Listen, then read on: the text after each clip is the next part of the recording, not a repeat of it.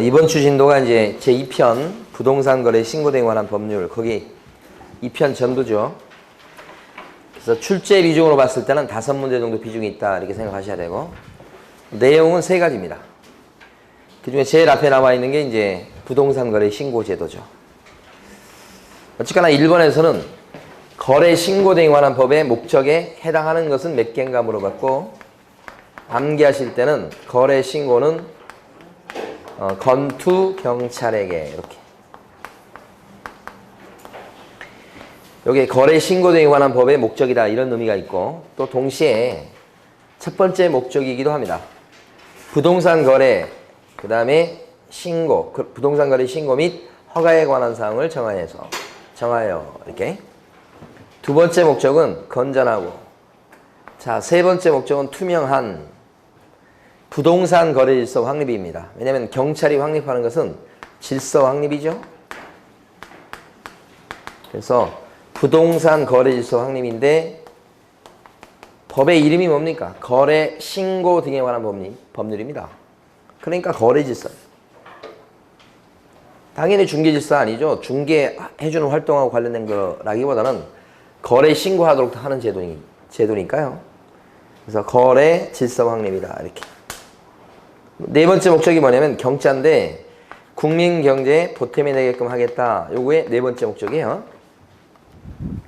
그래서 목적에 해당하는 것은 기역번, 니은번 안 들어가고, 디귿번은 건전한까지만 맞아요. 그 뒤에 보면 중개 질서 확립 그러면 안 되고, 거래 질서 확립 이렇게 하셔야 돼. 그 다음에 리을번은 재산권 보호는 없고 경제 이바지함이 목적인 거죠. 그래서 목적에 해당하는 건 미음번하고 그 밑에 나와 있는 비읍번 이렇게 두 개입니다. 이렇게. 투명한 부동산 거래 질서 확립까지. 자, 시옷번에 나와 있는 공인중개사의 업무 등에 관한 사항을 정한다라고 되어 있죠. 요것은 공인중개사법의 목적입니다. 공인중개사법의 목적이다. 그건 어떻게 암기했었죠? 공인중개사법 1편의 목적은요. 지금 우리 2편 보고 있잖아요. 사업 전에 경건해야 되겠다. 이렇게. 공인중개사법의 목적입니다. 그런 의미도 담겨 있고, 공인중개사의 업무에 관한 사항을 정한다. 이게 첫 번째 목적이에요. 제일 마지막에 있는 거. 근데 공인중개사의 업무가 뭐죠? 중개업입니다. 중개업. 자, 그 다음에 두 번째 목적이 뭐냐 그러면 전자가 뭐죠? 전문성을 높이고. 자, 세 번째 목적은 끄트머리 거죠? 중개업을 건전하게 육성해서. 자, 마지막 목적은 국민경제에 이바지함 이렇게 되니까 여기도 목적이 4가지죠. 중개업을 건전하게 육성한다는 거예요. 2가지 목적을 섞어서 물어볼 가능성이 대단히 높으니까 2가지를 다 구별해서 암기를 해주셔야 되고. 그래서 공인중개사법의 목적으로 바꿔서 문제를 출제했다면 기역번, 니은번, 미음번, 시옷번 4가지가 목적이 되는 거예요. 목적 4가지가 다 나와 있죠, 왼쪽 건? 요 목적 4가지 다 있잖아요. 니은번, 미음번, 저 끝에 시옷번 이렇게 해서 4개. 목적요.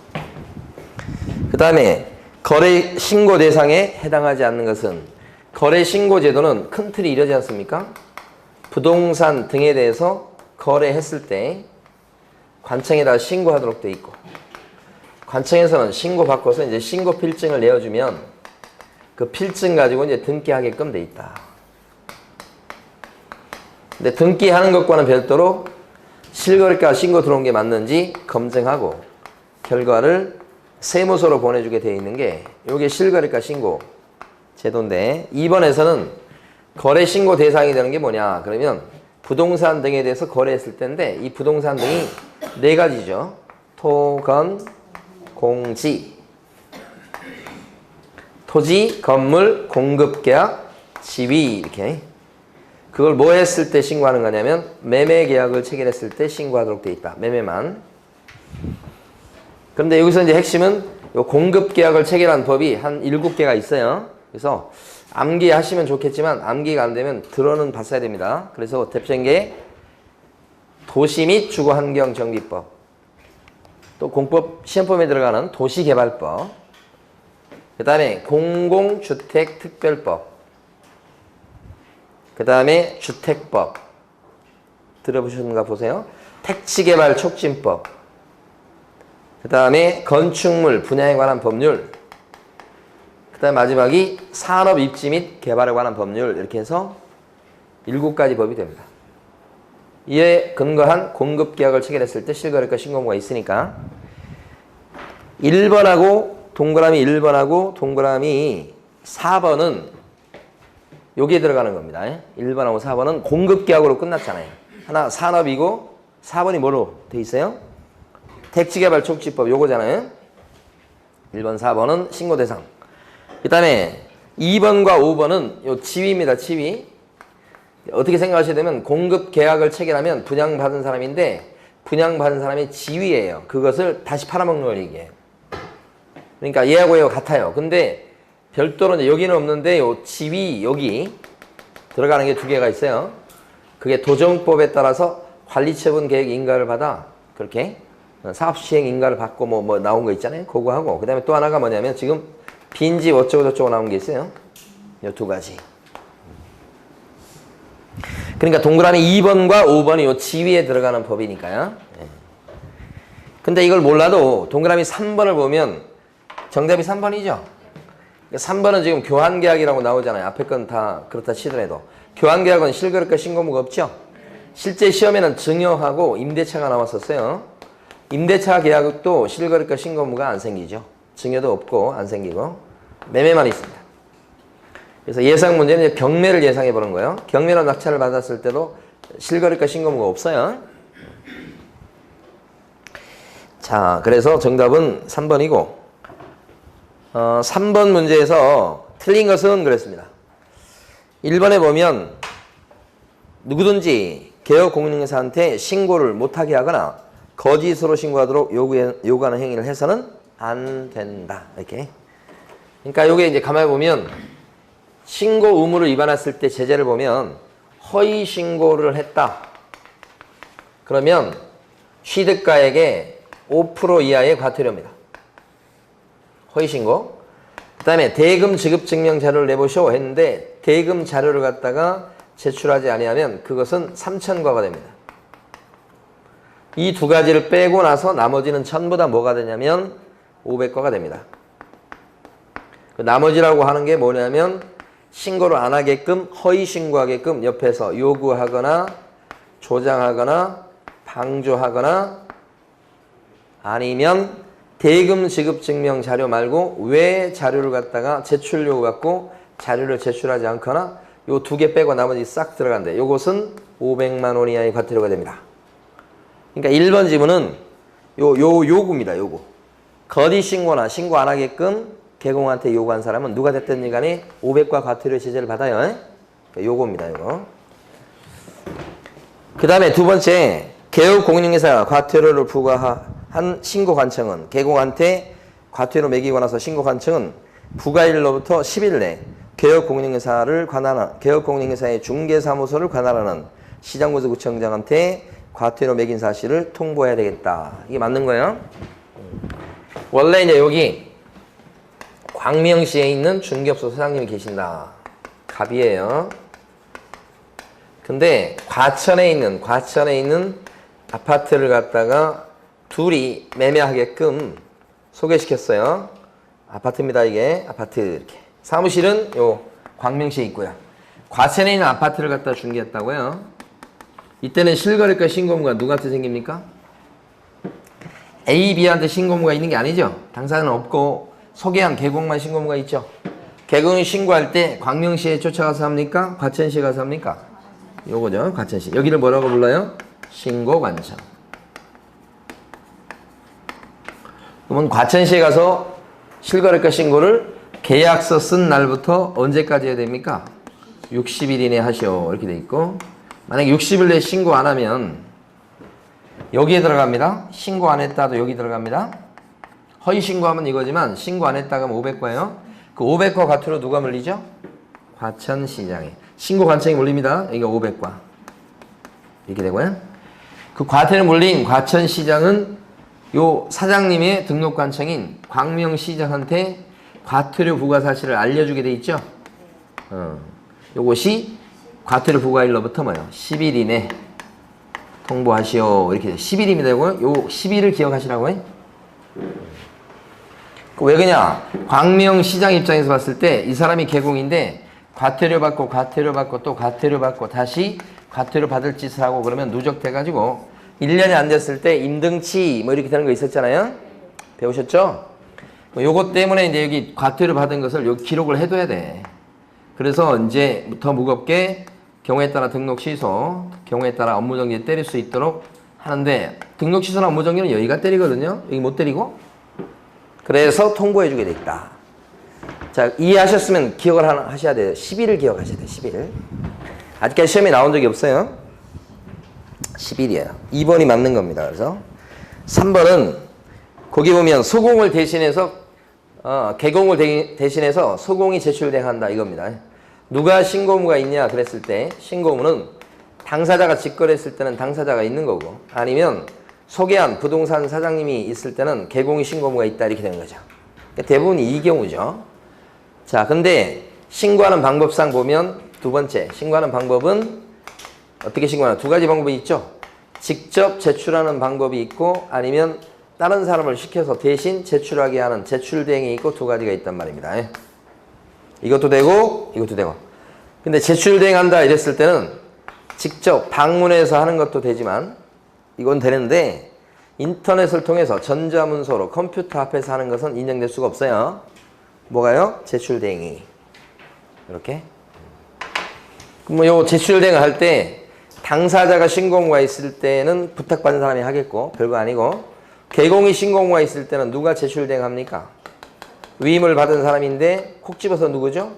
소공. 요거죠.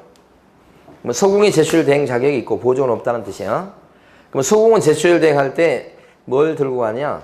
자기의 신분증만 딱 지참하고 가면 됩니다. 개업공인중개사가 써주는 위임장이나 이런 거 필요 없죠? 네. 그래서 3번에는 개업공인중개사의 신분증명서 4번이 첨부된 위임장을 제출해야 된다가 틀린 말이죠? 네. 출제가 유력한 게 3번이에요. 그 다음에 4번.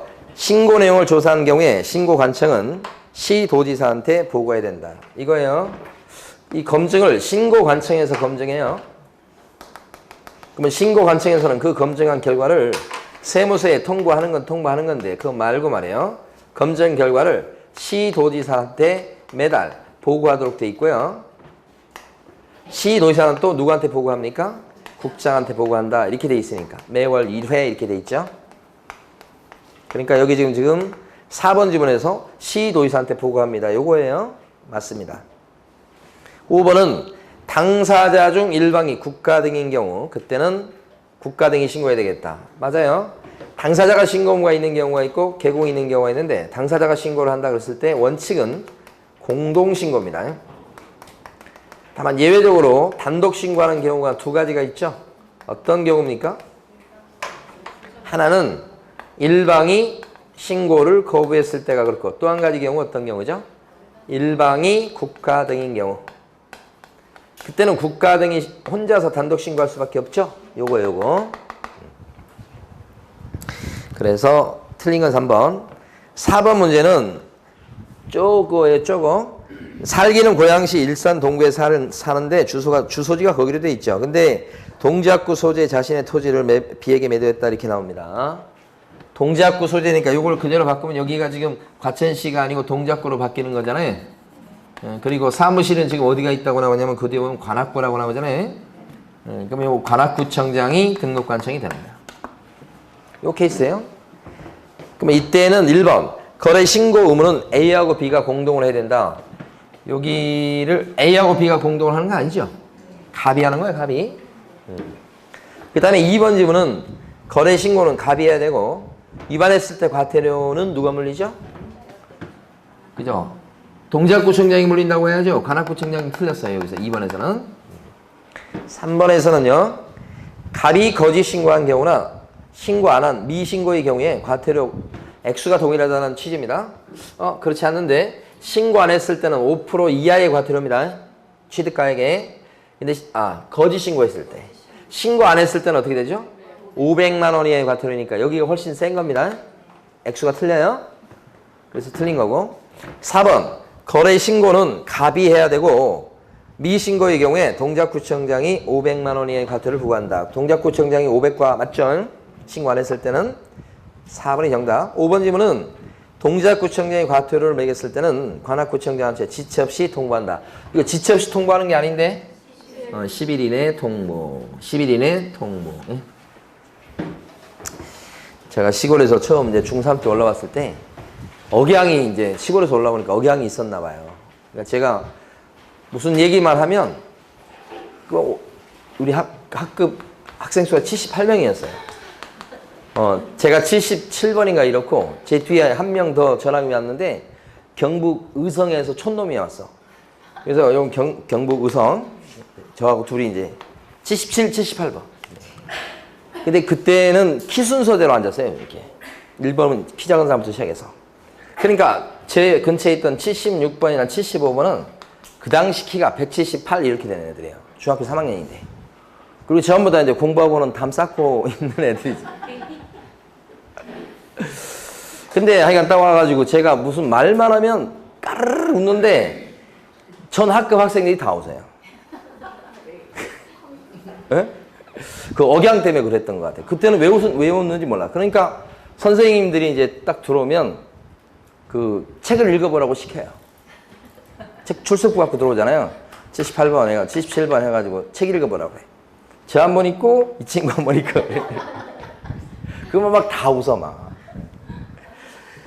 그리고 막 흉내내고 놀리고 막 서울 애기들이 그랬었던 기억이 나요. 근데 딱 5월 달에 왔는데 이제 첫 번째 한 달도 안 돼가지고 시험을 보게 된 거야. 시험을 봤는데 제가 시험을 잘 본 거예요. 반에서 딱 10등을 한 거야. 그러니까 그 다음부터 애들의 눈빛이 틀려지고 특히 뒤에 있는 놈들 있잖아요. 공부하고 담 쌓는 놈들이 그 전에 저를 그렇게 앞장서 놀렸던 놈들인데 갑자기 그 다음부터는 요 대장인 놈이 한 명 있어. 키 크고 그 놈이 이런 거야. 앞에 나와가지고 야 너희들 오늘부터 고정호이 놀리지 마. 놀리면 죽인다. 그때는 죽인다는 말이 유행했어요. 놀리면 죽인다. 막 그러면서 지그들이 놀려놓고는. 그래서 남은 3학년 후반기까지 해서 얘네들하고 엄청 친했어요. 다 보호해줘. 누가 뭐 옆반이고 소용없어. 그랬던 기억이 나요. 그리고 도시락도 있잖아요. 다른 앞에 있는 애들 가서 도시락 다 뺏어와가지고 야 정원아 너 좀 먹어라. 그래서 주고 막 그 후라이도 먹고 막 이래. 자, 그 10등입니다. 10등 이 등록관청에 통보하는 겁니다. 등록관청에다 통보해요. 10일 내 등록관청에다 통보 10등 이렇게 기억하시고. 열 예방 기억나십니까? 열나지 않게 예방하는 거 예방교육. 열흘 전까지 통지나 공고하는 거 열 예방. 그 다음에 10등 이런 거 기억하셔야 돼요. 이렇게 말씀드리면 제가 막 뭐 얘기를 지어서 말씀드린 것처럼 생각하시는 분들이 많이 계시더라고요. 지은 게 아니고 실화예요, 실화. 그대로. 제가 지금까지 뭐 얘기를 지어서 말씀드리는 것은 하나도 없어요. 왜냐하면 저는 거짓말을 못하는 사람이에요.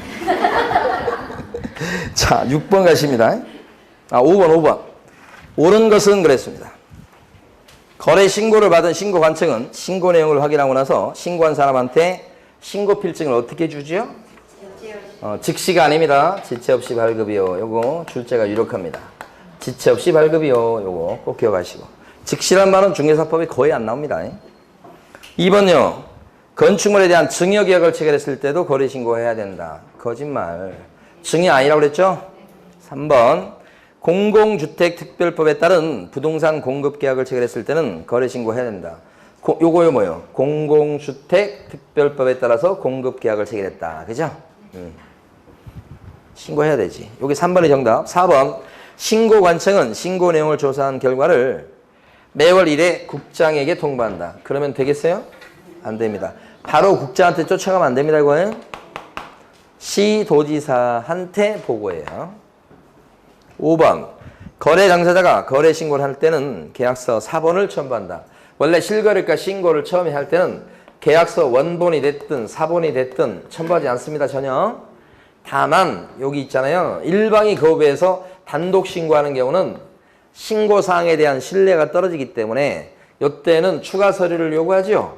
그게 매매계약서 뭐예요? 원본이에요? 사본이에요? 사본. 원본 그러면 또 틀립니다. 일방이 거부했을 때만 요거 필요합니다. 이거 아니고 이때만 필요하다. 어쨌든 보통 일반적으로는 계약서 사본 첨부 안 합니다. 6번입니다. 옳은 거 했고 6번에 1번은 아시는 것처럼 실거래가 신고는 여러분 신고관청에 쫓아가서 하는 겁니다. 부동산 소재지관할 시장구수 구청장한테 가서 하는 거고 등록관청에 가서 하는 게 아니기 때문에 1번 틀렸습니다. 등록관청에 가서 한다고 했죠? 1번? X. 둘째 줄에. 그 다음에 개업공인중개사가 2번요. 계약서를 작성했을 때는 부동산 거래계약 신고서에다가 매도인 및 매수인도 서명 또는 날인해야 되겠다. 여기 보면 개공이 신고무가 있을 때는 당사자는 신고무가 없기 때문에 당사자는 부동산 거래계약 신고서에다가 서명 날인 의무가 없습니다. 누구만 하면 돼요? 개공만 하면 된다. 요거 요 의미고. 2번도 틀렸죠. 3번 부동산 거래 신고를 했을 때 계약이 해제가 되면 당사자 또는 개공은 부동산 거래계약 해제 등 신고서에 서명 또는 날인해서 신고관청에다가 제출해야 되겠다. 요 거래 신고 여기까지는 거래 신고는 하기 싫어도 해야 되는 겁니다. 사실은. 근데 거래 신고하는 거 말고 고쳤을 때 하는 게 정정 신청 이런 거. 사후적으로 계약 내용이 바뀌었을 때 하는 변경 신고 이런 거. 계약이 깨졌을 때 하는 해제 등 신고 이런 거 요 세 가지는 해야 된다가 아니고 뭐예요? 할 수 있다 입니다. 반대로 여기 나와 있는 거래 신고는 어때요? 하기 싫어도 무조건 해야 된다. 안 했다가는 과태료 제재받는 거 있었잖아요. 자, 그 다음에요. 4번입니다. 관할 세무관서회장은 부동산 거래 신고 사항에 대해서 부동산 거래 가격 검증 체계에 의해서 적정성을 검증해야 됩니다. 적정성을 검증할 사람이 누구라고요? 신고관청입니다. 적정성 검증은 신고관청. 세무관서회장, 세무서장 아니고요. 4번 틀렸습니다. 5번 신고관청은 부동산 거래 신고를 거짓으로 신고한 자가 위반 사실을 자진 신고했을 때는 과태료를 감경 면제할 수 있다. 맞습니다. 보시면 거짓 신고했을 때는 5% 이하의 과태료입니다. 이렇게 신고를 안 하거나 거짓 신고하거나 그랬을 때 과태료 받는 게 있죠. 전부 다 과태료입니다 지금. 자, 그런데 이때 자수하면 그때는 과태료를 갖다가 감경해 주거나 면제해 주는 그런 것이 있습니다. 자수하니까. 왜 과태료를 갖다 자수하면 과태료 얻어맞을 짓을 하고 이렇게 자수하게 되면 감경해 주거나 면제를 시켜줄까요? 왜 그럴 것 같아? 착하니까? 왜 면제시켜주고 감경해 준다고 법을 만들어 놨을 것 같아요? 저희 학교 다닐 때 보면 반에 이렇게 학생들이 있다 보면 도난 사건이 발생하는 경우가 있잖아요. 선생님들이 뭐라고 그럽니까? 자, 전부 다 책상 위로 올라가 이렇게 하잖아요. 그리고 눈 감아 그러잖아요. 그 다음 뭐라고 그래요? 자, 가져간 사람 조용히 손들어 그러잖아요. 왜 자수를 유도할까요? 가져간 사람을 찾기가 어려워요. 어려워. 그러니까 자수를 시켜가지고 해결하려고 하는 거예요. 그럼 보통 이제 처음에는 손 안 들지만 나중에 가면 이제 어떻게 선생님이 막 윽박지르고 너는 오늘 집에 다 갔다 이렇게 하고 막 그러면 자수한 사람이 또 뒤에가 또 손 들잖아. 그러면 이제 우리는 누군지 모르잖아요. 눈 감고 있으니까. 일부러 그렇게 시키는 거예요. 그리고 나서 이제 누가 손 들면 자, 그러면 책상에서 내려온다 이렇게 되잖아. 그죠? 그리고 손든 학생은 조용히 교무실로 와라 이렇게 하잖아. 근데 손든 사람이 없어. 그럼 어떻게 해요? 안 나온다? 그렇게 하면서 그 다음에 그러면 자 이제 의자를 든다. 의자를 들자 전부 다. 그러면 의자를 고통스럽다. 그럼 우리 속으로 생각할 때 아, 이 새끼 빨리 누가 들어야 왜 이렇게 자수를 유도하느냐? 찾기가 힘들어서 그런 거야. 여기도 마찬가지. 이 과태료 얻어맞을 짓을 한 사람을 찾는 게 어려워요. 그러니까 자수하면 깎아줄게 그러면 이제 양지로 나올 수 있다고 보는 거죠. 예? 5번이에요. 그런데 그거 설명드리려는 게 아니에요. 감경 면제가 안 되는 경우가 있어요. 봐주지 않는 경우가 있다고요. 자수해도 이 중에서 어떤 거예요? 그 기출 문제 나온 건데 이 중에도 자수해도 안 봐주는 경우가 있어. 그게 뭐냐면 제출 안 한 거예요. 요거. 제출 안 한 거예요. 요거. 두 가지는 안 봐줘. 자수해도. 왜 그럴까요? 자료 제출을 안 한 사람은 바로 알아. 그냥 관청이. 관청도 다 생각해가면서 하는 거예요. 자료 제출해봐. 안 냈어. 500과야. 누가 자료 안 냈죠? 안 냈잖아. 자수해. 그렇다고 깎아줄까요? 나는 알 수 있는데 바로 아는데 관청은 모를 수가 없는데 안 깎아주잖아요. 그건 다 생각을 해가면서 이거 하는 거예요. 정책을. 이해되십니까? 네. 내라고 그랬는데 안 냈어. 500과나 3000과야. 그때는 안 깎아주지. 자수해도. 에? 안 내놓고는 손 들고 와서 제가 안 냈는데요. 봐주세요. 그게 돼요? 말이 안 되죠. 자, 그 다음에요. 그러니까 5번은 맞는 겁니다. 허위 신고한 사람은 딱 골라내기가 힘들어요. 그래서 자수하라고 유도하는 거예요. 자, 7번 갑니다. 1번 중요하죠. 부동산 거래계약 시스템을 통해서 부동산 거래계약을 체결했을 때는 부동산 거래계약이 체결된 때 부동산 거래계약 신고서를 제출한 것으로 본다. 이게 뭐냐면 전자계약을 체결하면 장점이 몇 가지 있다고 그랬죠. 그 중에 하나가 실거래가 신고를 따로 안 해도 된다입니다. 1번의 요금에 출제가 유력합니다. 자, 2번. 실제 거래 가격을 거짓으로 신고한 자는 부과되는 과태료의 100분의 20에 해당하는 금액을 포상금으로 한다 그랬습니다. 요 중에서요. 포상금이 걸려있는 사람이 한 명 있어요. 제일 위에 거예요. 요거. 허위 신고한 사람 있죠? 요 사람을 갖다가 혹시 이제 관청에 신고를 하잖아요. 그럼 관청에서는 요 사람 신고한 사람에 대해서 포상금을 줘요. 그러니까 이 사람이 포상금이 걸려있어요. 그 포상금이 얼마냐면 그 매긴 과태료 20%를 떼어줘요. 부가 과태료 얼마를 떼준다고요? 20% 이렇게 된 거예요. 물론 이제 액수가 상당해요, 저게. 그래서 상한선 1000만 원을 두고 있죠. 어쨌든 간에 2번 지문은 100분의 20에 해당하는 금액을 포상금으로 지급받는다. 맞습니다, 이거. 3번은 제출대행 얘기입니다. 개업공인회사의 위임을 받은 서공이 제출대행할 수 있다. 맞고. 4번은 개업공인회사가 계약서를 써주었을 때는 당사자는 어떻습니까? 요거네요. 여기가 계약서 써줬을 때는 당사자는 신고 의무가 없다죠. 없다. 그래서 4번이 틀린 거고요. 5번은 별거 아니고. 자, 8번 문제에서요. 부동산 거래 신고사항 암기해보죠. 자, 부동산 거래 신고사항 암기할 때는 부인들이 절에 오는 날에는 실제로 중이 좋아합니다 하면서 조계사 입구 이렇게 조계사 입구에 낙서돼 있다 이 말이죠. 그래서 여기 부동산 거래 신고사항에 1번이 안 들어가요. 1번에 나와 있는 물건의 인도 이씨는 거래계약서의 필요적 기사항이에요. 거래계약서 필요기사항도 중요하죠. 2번에 나와 있는 부동산의 종류는 요겁니다. 요게 부동산의 소재, 지번, 지모, 그 다음에 뭐요? 종류. 2번 이거고요. 요 뒤에 거 종류 이렇게 연립주택이냐 아파트냐 토지냐 이런 거.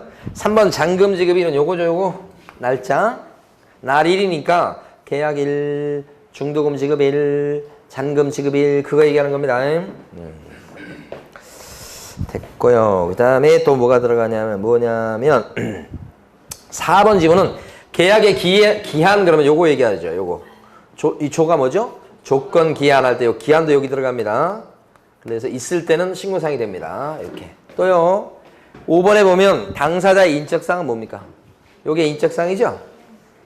주소, 성명, 주민등록번호 이런 거예요. 이것도 신고사항이 들어가는 거 맞죠?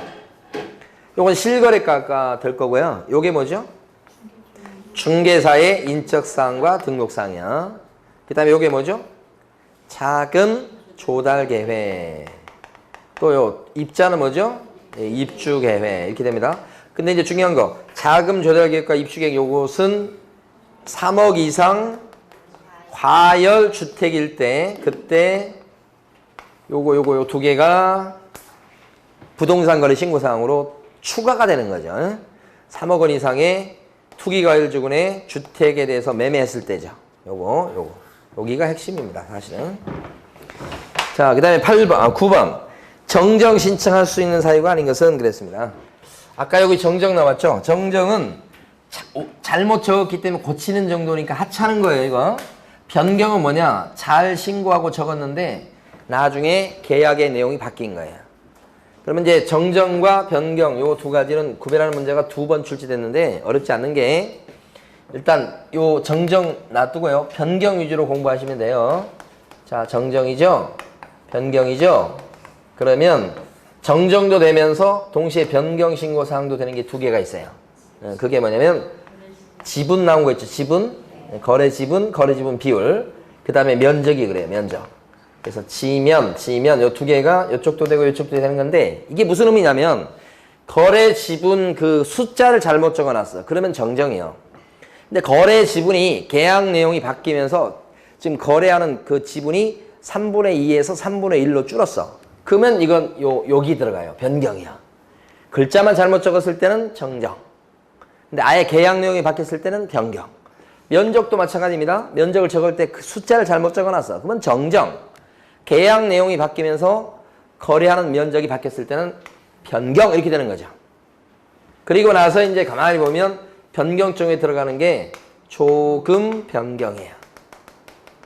그래서 여기서 여기까지 다 붙여 읽어보면 자, 지면 조금 바꾼다 이 뜻이에요. 막 그 정치인들이 제일 많이 하는 게 선거에서 지면 당명을 바꾸거나 또 대표 바꾸거나 그러잖아요. 지면 조금 바꾼다고요. 조가 뭐냐면 조건이나 기한. 요겁니다, 요거. 조건, 기한, 요것은 변경사항. 여기는 정정사항에 얘네들이 안 들어가는 거예요, 밑에 것은. 금이 뭐냐, 그러면 금이 이제 2가지인데 돈 얘기가 나오면 다 금이야. 거래 가격, 중도금, 잔금. 돈 얘기 나오면 변경만 되고 정정이 안 돼. 이쪽에는 안 나옵니다, 이것들은. 변경은요. 변경이니까 변경인 거예요. 근데 여기 세부 있고 부동산 변경이 있고 그래요. 2가지가 있어요. 근데 하여간 변경이니까 변경이야. 너무 쉬워요. 지면 조금 변경 이렇게 하면 끝이에요. 그러니까 여기서 지금 뭘 골랐어요? 정정 신청할 수 있는 사유가 아닌 걸 골라라 그랬지. 그러면 문제에서 요구하는 것은 이걸 요구하는 거예요. 요거. 변경만 되는 거. 그래서 기억번하고 제일 마지막에 있는 조건 요 2개가 변경 신고만 되는 거예요. 중간에 있는 건축물의 종류, 거래 지분 비율, 1번에 나와 있는 사무소 소재지 이런 것은 정정 신청할 수 있는 사항이 돼요. 물론 여기 거래 지분 비율은 변경 신고 사항도 될 수 있어요. 근데 여기서는 뭐예요? 문제에서 묻는 게 정정이 안 되는 것만 골라라는 거지. 그럼 정답은 2번. 10번입니다. 10번의 1번과 2번은 부동산 거래 신고 제도에서는 개공이든 누구든 간에 전부 다 뭐예요? 서명 또는 날인입니다. 여기서는 서명 또는 날인. 무조건 2번까지도 미시 아니고 그 다음에 거래 신고 제도는 무조건 지체 없이 발급입니다. 무조건. 거래 신고 제도의 2가지 공통점. 거래 신고 제도에서는 무조건 서명 또는 날인. 그 다음에 발급은 어떻게 발급해요? 지체 없이 발급. 무조건. 3번은 맞는 얘기입니다. 휴대전화번호 이런 것들을 좀 잘못 적었어요. 그러면 혼자 도장 찍어서 고치면 끝이에요. 3번이 맞고. 4번 질문은 개공을 대신해서 소공이 제출 대행할 수 있죠. 여기요. 소공은 제출 대행할 때 전자문서로 되나요? 아니요. 요거죠. 요거 물어본 겁니다. 전자문서로 할 수 없다. 그래서 4번은 또 틀렸고. 5번은 요겁니다. 요 경우는 요 케이스 같은 경우는 요거 있잖아요. 이때는 자금 조달 계획과 입주 계획은 매수인이 아는 정보지 않습니까? 매수인이 이 정보를 알겠죠? 그럼 매수인은 2가지. 신고 의무자가 되는 개업공인중개사한테 이 관련 정보를 줘서 개공이 제출하게끔 하는 방법이 하나 있고 어디에다가요? 신고관청에다가. 또 한 가지 방법은 이런 정보에 대해서 개공이 이렇게 떠들어보고 그러면 마음에 안 든다. 거기에 대해서 좀 불편한 감이 있을 때 매수인은 어떻게 하면 돼요? 자기가 직접 제출해도 돼요. 그러니까 요 2가지 신고사항에 대해서는 매수인은요. 2가지 방법이 있어요. 누구한테 제공하고요? 개공. 그래서 제출하는 방법이 하나 있고 또 한 가지 방법은 자기가 직접 제출하는 방법이 있죠. 근데 요 개공의 실거래가 신고는 60일 이내에 여기 하도록 되어 있기 때문에 그 전에 요 정보, 요 관련 정보 제공을 매수인은 계약일로부터 50일 이내는 이렇게 주도록 되어 있단 말이에요. 언제까지요? 50일. 60일이 틀렸죠? 5번. 자, 갑니다. 이제 또 11번. 이제 겨우 11번 했어요. 자, 11번에 보면 1번은 국장이 여기 보면 검증하는 시스템은 누가 만듭니까? 여기 검증하려면 비교 대상 데이터가 있어야 되겠죠? 자, 이런 검증 체계는 누가 구축 운영한다? 1번 국장이요. 구축하고 운영한 사람은 국장 이렇게 되죠. 국장이요. 자, 2번에 보면 적정성을 검증하는 사람은 누구더라? 신고관청. 그 다음에 신고관청은 동그라미 3번 누구에게 통보해 주더라? 세무서장한테. 등기소장 그러면 안 됩니다. 3번 세무서장한테 통보. 4번은요. 검증 결과를 세무관사회장은 세금 과세 자료로 활용한다. 3번, 4번 연결되는 얘기죠. 5번이 틀렸습니다. 여기서 국장 입장에서 가만히 보면 자기가 검증 체계를 구축 운영해야 되는데 이렇게 하기 위해서는 검증 자료에서 자기가 필요한 정보를 갖다가 달라고 할 수 있어야 됩니다. 누구한테요? 신고관청한테. 조심하셔야 돼요. 5번. 개공이나 당사자한테 자료 달라고 그럴 게 아니에요, 지금. 개공이나 거래 당사자 보고 자료 좀 제출해봐. 이렇게 할 수 있는 사람은 신고관청이에요. 신고관청은 내가 잘 좀 의심스러운데 자료 좀 내봐. 이건 당사자나 개공한테는 신고관청이 하는 거고 검증 결과 이런 걸 갖다가 정보를 좀 달라고 요구할 수 있는 사람은 국장이에요. 국장이 요렇게 요구합니다. 바로. 근데 보고할 때는 바로가 안 돼요. 이게 안 되고 순차적으로. 자, 그 다음에요. 그래서 5번 틀린 거고 12번은요. 1번이 맞는 말이죠. 여기 보면 중개 대상물 중에 가만히 보면 임목이나 광업재단, 공장재단 같은 게 있을 수 있는데 이런 것들은 거래 신고 대상 물건은 아니죠. 그래서 1번 아니다 했기 때문에 맞는 얘기가 되고 2번 질문은 너무 쉬워요. 60일이 실거래가 신고는 계약일로부터 며칠 내? 60일. 그래서 2번 틀리고요. 3번은 아까 말씀드렸던 거 자료 제출을 요구하고 제출 안 하는 사람이 자진 신고해버렸어요. 자수했어요. 그렇다고 깎아주지는 않습니다. 3번이 기출문제죠. 4번은 경매 나왔습니다. 아까 중요하다고 말씀드렸어요. 경매로 낙찰을 왔을 때는 어때요? 거래신고 의무가 있습니까? 없다. 그래서 4번 틀린 거고요. 5번은 조심할 게 동그라미 5번에 세척줄 끝부분에 가보시면 요겁니다. 이거 단독 신고하는 경우입니다. 일방이 거부해서. 그때는 계약서 사본을 내는 겁니까? 원본 내는 겁니까? 사본. 원본이라고 해서 틀립니다. 출제하는 사람은 원본, 사본 대기 따지니까 대비해 두셔야 됩니다. 13번입니다. 올바르게 묶인 것은 그랬고요. 기억번. 부동산 등의 매수인은 신고한 사람이 신고필증을 발급받은 때는 부동산 등기 특별조치법 제3조 1항에 따른 검의를 받는 것으로 본다. 여기 보면 신고필증을 받으면 그때 어떤 효과가 생깁니까? 또다시 검의를 받게 하진 않죠. 검의 받은 걸로 어떻게 돼요? 의제. 요게 기억번입니다, 지금. 니은번. 부동산 거래 신고를 하고자 하는 당사자는 신고관청에다가 부동산 거래계약 신고서에 매수인 및 매도인의 공동으로 서명 또는 날인해서 지금 당사자가 신고하는 거니까 공동으로 신고하는 게 원칙이죠. 그렇지만 공동신고라는 의미가 요거 공동신고가 공동으로 서명 또는 날인한다는 것이지 공동으로 제출까지 해라 그것은 아니요. 그래서 끝부분에 공동으로 제출해야 된다 해서 공동으로를 빼야지 맞습니다. 그 다음에 디귿번은 당사자가 부동산 거래 신고하는 경우에 개업 공인인사의 인적사항과 등록에 관한 사항은 즉 상호라든지 전화번호라든지 소재지는 신고사항에 포함됩니까? 당사자가 신고하는데요. 자, 요거 물어보는 겁니다. 중개사의 인적사항과 등록사항이 신고사항이 되는 경우 지금 이거 암기에 썼잖아. 신고사항이 된다고. 근데 이게 거래 당사자가 신고할 때하고 개공이 신고할 때하고 좀 틀리죠. 이게 당사자가 신고한다 이 말은 중간에 낀 개공이 없다는 얘기입니다.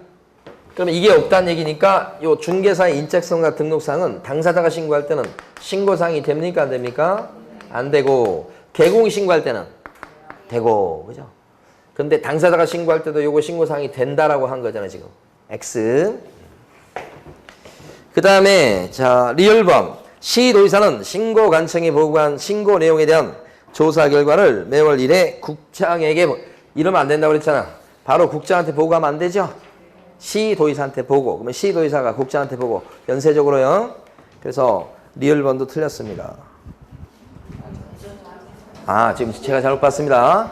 리을번은 시도지사가 보고한다고 그랬죠, 지금? 저처럼 풀면 안 됩니다.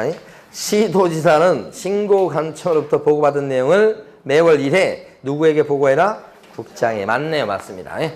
그래서 옳은 것은 기억번하고 리을번이니까 정답이 4번이 되겠고요. 14번입니다. 외국인 특례. 자, 틀린 것은 그렇게 했습니다. 자, 조금만 더 하고 싶니다. 1번. 당사자가 외국 사람일 때는 당사자의 국적을 반드시 기재하고 매수 용도도 기재해야 됩니다. 외국 사람일 때 특징이죠? 외국 사람이 매수인일 때 두 가지. 국적 꼭 적고 매수 용도 꼭 적고. 매수 용도를 꼭 적도록 돼 있기 때문에 여기서 나온 효과가 뭐냐면 요럴 적에는 부동산 거래 신고, 그죠? 부동산 거래 신고를 했을 적에는 외국인 특례에 따른 취득 신고는 따로 할 필요가 없게 된다가 여기서 나오는 거예요. 부동산 거래 신고를 외국 사람이 할 때 매수 용도까지 체크해가지고 신고를 하게 되니까 통계가 잡히잖아요. 외국 사람이 부동산을 얼마나 갖고 있는지. 그러니까 따로 외국인 특례에 따른 취득 신고를 할 필요가 없다. 그런 뜻이 돼요. 매수 용도를 체크하게 되면 거기서 오는 거예요. 처음 들어보는 거예요. 자, 또 나와요. 또 뒤에 가면. 그 다음 2번. 종전 부동산란은 자, 옛날에 빌라가 재개발 조합이 결성되면서 사업이 쭉 진행돼 가지고 새 아파트로 바뀌는 겁니다. 재개발. 그랬을 때 이제 조합원 자격을 사고 판다고. 그러면 조합원 자격을 사고 파는 것은 사실 근간은 종전 부동산의 가치를 평가해 가지고 그걸 사고 파는 겁니다. 그래서 종전 부동산은 거기 나온 것처럼 입주권 매매의 경우에만 작성합니다. 분양권 아니고 여기서 얘기하는 입주권은 딱지를 얘기하는 게 아니고 조합원 입주권 얘기합니다. 재개발 조합, 재건축 조합, 그 조합원 자격을 얘기합니다. 그때만 종전 부동산란을 적는데 그때는 거래 금액란에다가 뭘 적습니까? 추가 지불해 가고 또요 권리가격. 이 두 가지가 핵심이죠. 권리가격은 종전 부동산에만 나옵니다. 틀리게 내지 않고 맞게 낼 가능성이 더 높긴 하나 어쨌든 종전 부동산 하면 두 가지를 꼭 기억하셔야 돼. 입주권의 경우만 적어요. 분양권은 종전 부동산이 없죠. 두 번째는 권리가격은 여기만 나옵니다. 그러니까 종전 부동산 이렇게 나오면 권리가격이 제일 먼저 떠올라야 됩니다. 자, 3번. 거래의 종류가 토지 건물일 때는 물건별 거래 금액란에 부가세를 제외한 금액을 기재합니다. 그렇습니까? 부동산 거래 신고와 관련해서 어때요? 예. 토지 건물은 위에잖아요. 삼각형으로 기억하시라고 그랬죠? 토지 건물은 부가세 제외. 공급 계약과 전매는 밑에 것은 부가세 포함. 뚱뚱하니까요. 밑에 건. 여기는 제외가 맞습니다. 4번. 자금 조달 및 입주 계획란은 투기과열지구에 소지하는 주택으로서 실거래가가 3억 원 미만이다. 그러면 부동산 거래 신고사항에 자금 조달 계획과 입주 계획은 안 들어가게 되죠. 신고할 필요가 없게 됩니다. 그 두 개는. 그래서 그때는 해당 없음에 표시하신다. 이런 뜻이고. 5번. 물건별 거래 가격란에는 둘 이상의 부동산을 함께 거래하는 경우에 각각의 부동산별 거래 금액을 적습니다. 그랬어요. 어때요? 둘 이상의 부동산을 함께 거래할지라도 물건별 금액을 적는 칸이니까 물건별. 합치질 않죠. 그래서 각각의 부동산별 거래 금액을 적습니다. 해야지 합계가 나오면 안 됩니다. 합계란 글자가 끝에 오려면 앞에가 어떤 글자가 왔어야 돼요? 총. 그랬을 때 끝에가 합계로 끝나는 거고 물건별 그러면 뒤에는 합계가 나오면 절대 안 된다는 거예요. 자, 구별하시고. 그래서 5번이 틀린 거고요. 15번입니다.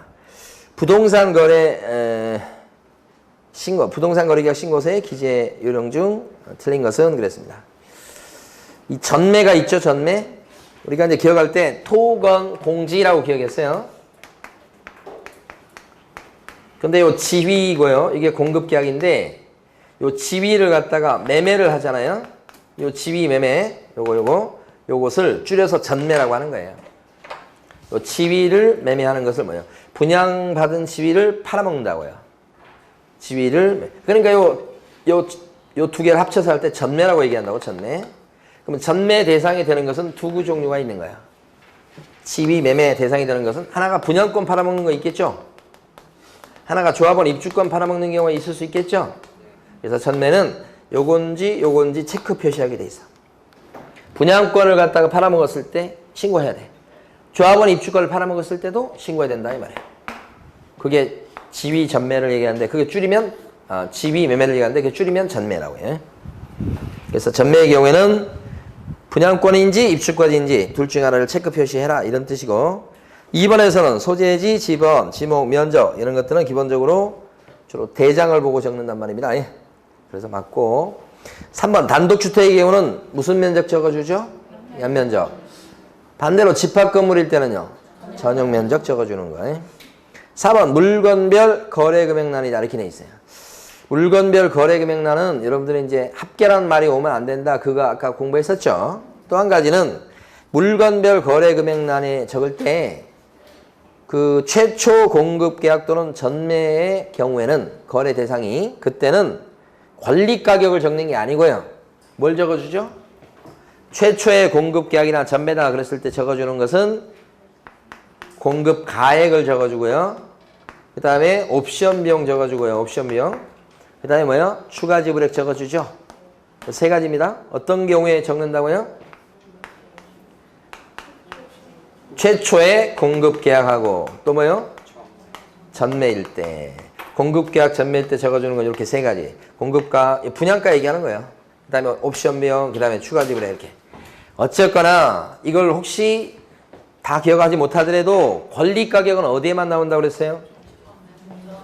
권리 가격을 적어준다 그러면 딱 한 군데만 나온다고 그랬잖아요. 어디요? 종전부동산. 종전부동산일 때 적어주는 게 뭐예요? 권리 가격이죠. 이거 권리 가격이 나왔잖아 거기. 그러면 틀리는 거라니까. 위에 걸 기억하셔야 되는 게 밑에 거의 중요한 게 아니고 위에 거. 권리 가격은 여기만 나와요. 어디요? 종전부동산 이렇게. 그 다음에 5번 주소란에 거래 지분 비율을 기재합니다. 맞습니다. 이거 거래 지분 비율을 적는 거 주소칸에. 자 16번요. 조금만 더 보십니다. 공급계약 기억번. 공급계약은 시행사 또는 건축주 등이 최초로 부동산을 공급하는 계약을 말하고 원래 공급계약이 뭐예요? 여기 공급계약 요거 첫 번째 매매계약을 얘기합니다. 이게 공급계약이 첫 분양받은 거 얘기하는 거예요. 그래서 거기 보면 준공 전이냐 준공 후 계약이냐에 체크 표시해라. 이거 분양할 때예요. 이 분양이라고 생각하시면 돼. 분양할 때 선분양이 있고 후분양이 있죠. 보통 선분양이 많잖아. 짓고 있는 상태에서 분양하잖아요. 근데 이제 후분양은 뭐예요? 다 짓고 나서 분양하는 거잖아. 둘 중에 어떤 거지? 분양하는 건데 공급계약이 분양하는 거잖아요. 준공 전이에요? 준공 후에요? 둘 중에 하나겠죠? 그 체크 표시하시라는 얘기예요. 좀 중개대상 물건이 그랬을 때는 나중에 다 할 것들이에요. 자, 그 다음에 니은번은 총 실제 거래 가격란에는 둘 이상의 부동산을 함께 거래했을 때 각각의 부동산별 거래 금액을 적습니다. 그랬어요. 총인데 뭐가 빠졌네? 합계가 빠졌잖아요. 그래서 니은번 틀린 겁니다. 디귿번 자금 조달 계획 및 입주 계획란은 투기 과열지구에 소재하는 주택으로서 실거래가가 6억 원 이상인 주택을 거래했을 때 계획서를 신고서와 함께 제출하는지 아니면 매수인이 따로 제출하는지를 표시해라. 이런 뜻이죠. 어디에 틀렸어요? 6억 원 이상이 아니고 3억 원 이상이죠. 1번 거래 대상의 부동산의 종류가 건물일 때 토지 아니고 건물일 때는 자 건축법 시행령에 나오는 용도별 건축물의 종류를 적어준다. 건축법 시행령 배우시죠? 그 용도 건축물의 용도 막 배우시잖아요. 예, 뭐 공동주택이니 하면서 쭉 배우는 거 있잖아요. 단독주택이니 뭐 근린생활시설이니 그 용도 분류에 따라서 적어준다 이 뜻이에요. 그래서 맞습니다. 옳은 것은 그래서 기억번하고 리을번이고 17번요. 17번은 뭐 더 이상 설명드릴 게 없는데 2번이 중요해요. 2번 보시면 대지권 비율은 뭘 보고 적어주죠? 등기상 증명서. 그거 하나 꼭 알아두셔야 되고 아직 출제가 안 됐습니다. 2번만 보시고. 자 18번에서요. 허가대상 땅이 아닌 게 몇 번이죠? 대부분 맞추셨어요. 허가대상 우리 암기할 때 특별한 야생 군사문화는 허가받으시라 이렇게 돼 있잖아요. 야생생물 특별보호구역, 생태경관 보존지역, 군사시설 보호구역 등 문화재 보호구역 등 요게 허가대상 땅. 보존 임지 이런 건 아니죠. 하나만 더 하고 싶습니다. 19번 신고할 때 신고 의무기간이 다른 게 하나 있죠. 외국 인터넷에서 증여는 계약이죠. 그래서 60일 내에 신고하는 겁니다. 증여는 요것만. 나머지 것들 상소, 경매, 확정, 판결, 환매권 행사는 전부 다 계약 외 원인이죠. 그러니까 언제까지 신고한다? 6개월 이내. 그래서 3번이 정답이죠. 자, 쉬겠습니다.